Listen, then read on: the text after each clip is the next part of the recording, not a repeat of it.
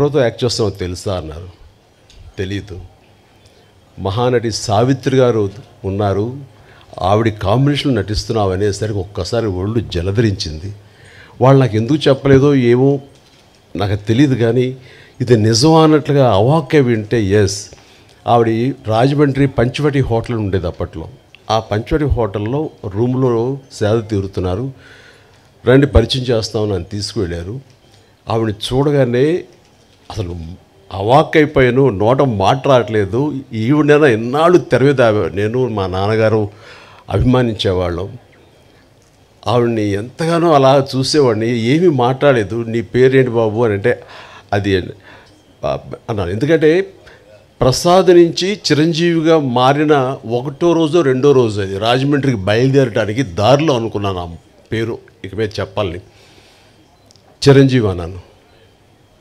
శుభం అని అన్నారు. రేపో ఎప్పుడో మనంతా కలిసి నటిస్తామని చెప్పారు. అయిన తర్వాత అక్కడ రాజమండ్రి షూటింగుల్లో వర్షం వచ్చింది. ఫిబ్రవరి మార్చిల్లో వర్షం ఏంటని మీరు అనుకోవచ్చు. అవి మ్యాంగో షవర్స్ అంటారు. మొన్న కూడా వచ్చింది అట్లాగా. అలాంటి అకాల వర్షం వచ్చింది. ఒక గచ్చుతోటి ఉన్న ఒక హౌసు పంచలో పైన టాప్ రూఫ్ ఉంది, కానీ జల్లు పడుతూ ఉందన్నమాట. అందులో నటించినటువంటి యాక్టర్లు అందరూ రోజారమణి, కవిత, సావిత్రమ్మ గారు, గోకెన్ రామారావు, కొంతమంది ఆర్టిస్టులు వీళ్ళందరూ ఉన్నారు, నరసింహరాజు వీళ్ళందరూ ఉండిన తర్వాత చాలాసేపు వర్షం అలా వస్తూనే ఉంది. ఎవరికి తోయట్లేదు. మీకు తెలుసా ఈ అబ్బాయి చిరంజీవి అనే అబ్బాయి డ్యాన్స్ చాలా బాగా వేస్తాడు, సరదాగా చిరంజీవి డ్యాన్స్ ఏమయ్యా అన్నాడు. నేను అడగటం ఆలస్యం, అలాగే ముందు రెడీ అయిపోతాను. నా దగ్గర టేప్ రికార్డ్ ఉంటుంది. అప్పట్లో బోనియమ్మనో లేకపోతే ఇలాంటి కొన్ని అబ్బా ఇలాంటి కొన్ని ఇవి ఉన్నాయి ఇంగ్లీష్ నెంబర్స్. అది వేసుకుని డ్యాన్స్ చేస్తాను. నాకేంటంటే సావిత్రి గారు చూస్తున్నారు, ఇంకా పెద్ద ఉత్సాహం నాకు. అలా చేస్తుండగా ఆ జల్లుకి నా కాలు జారి గబుక్కుని కింద స్లిప్ పడిపోయాను.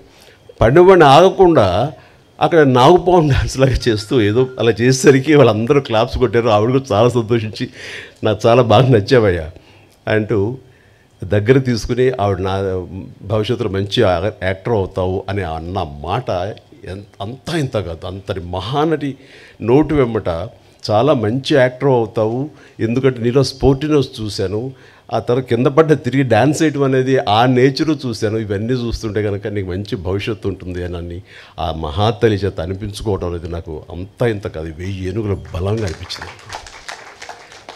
ఆ తర్వాత మళ్ళీ ఆవిడతోటి మరొక సినిమా చేసే అవకాశం కలిగింది. అది చాలా రోజుల తర్వాత, అంటే 80లో అనుకుంటా, అది 1980లో. అది ప్రేమ తరంగాలు అని చెప్పేసి, అందులో నేను, కృష్ణరాజు గారు, సుజాత గారు, జయసుధ గారు మేమంతా ఉన్నాము. ఆవిడ నా తల్లి పాత్ర. ఆ తల్లితోటి మళ్ళీ ఆవిడ బిడ్డగా యాక్ట్ చేసి నటించే అవకాశం నాకు కలిగింది. ఇట్లాగా ఆ తర్వాత మళ్ళీ నేను ఆవిడని చూసే అవకాశం కానీ ఆవిడతోటి నటించే అవకాశం కలగలేదు. ఆ తర్వాత మరి కాలం చెందారు. కానీ ఆవిడ సినిమాలు ఎప్పుడు చూస్తుంటాను, పాత పాటలు ఎప్పుడు ఇంట్లో పెట్టుకుంటుంటాను. ఏదైనా పాత పాట చూడాలంటే కనుక నాకు సావిత్రమ్మ గారు యాక్ట్ చేసినవి, ఆవిడ పాడినవి ఆ పాటలే చూస్తుంటాను. ఎంత సునిశ్చితమైనటువంటి ఎక్స్ప్రెషన్స్, ఎంత హావభావాలు, కేవలం కళ్ళతో మాత్రమే ఆవిడ చూపించేటువంటి గొప్ప నటి. ఇందాక మన గత వక్తలు అన్నట్లుగా ప్రపంచంలో మరి ఏ నటి లేరండి. ఆవిడే కళ్ళతోటి యాక్ట్ చేసేవాళ్ళు, కళ్ళతోనే ఆకట్టిన వాళ్ళు, కళ్ళతోటి హావభావాలు పలికించేటువంటి గొప్ప నటీమణి. మా నాన్నగారికి చాలా ఇష్టమైన నటీమణి సావిత్రి గారు. సో బహుశా నాకు నాన్నగారి నుంచే వచ్చిందేమో. నాన్నగారు ఆవిడ పాటలు అవి ఏదో కనిపిస్తున్నా, ఎప్పుడైనా చూపిస్తున్నా, మేము సినిమాలకు వెళ్ళినా సరే దాని ఇంటికి వచ్చిన తర్వాత విడమరి చెప్పేవాళ్ళు నాన్నగారికి నటన పట్ల మక్కువ కొద్దీ. సావిత్రి గారు ఎలా చేసేవాళ్ళు, అక్కడ చూడి అంత ఇదిగా ఉండేదో, ఆ కళ్ళ నుంచి బయటికి నీరు రాదు, కానీ ఆ కళ్ళలో ఆ కరుణరసం ఎంత బాగుందో చూడని నాన్నగారు చెప్తుంటే, ఆ రకంగా నాన్నగారి నుంచి నాకు ఆవిడ మీద అభిమానం కానీ, వారి నటనను అలా చూడటం కానీ, దాన్ని ఆకలింపు చేసుకోవటం కానీ, ఆ రకంగా ఆవిడ మీద అభిమానం పెరగడానికి బహుశా అదే కారణం. అందుకని నేను అంతమించి ఆ మహానటిని ఎనలైజ్ చేసి ఆ మహానటి గురించి నేను చెప్పేంత అర్హత నాకు నిజంగా లేదు నాకు. బట్ ఆవిడ అనుక్షణం ఆవిడని ఎప్పుడు మనసులో ఆరాధిస్తుంటాను. నాకు ఒక మంచి ఫోటోగ్రాఫ్ మన కిషోర్ ఇచ్చాడు, సంజయ్ కిషోర్. అది ఎప్పుడు నా బెడ్రూమ్లో నేను పెట్టుకుంటూ ఉంటాను, అంతగా ఇష్టపడతాను.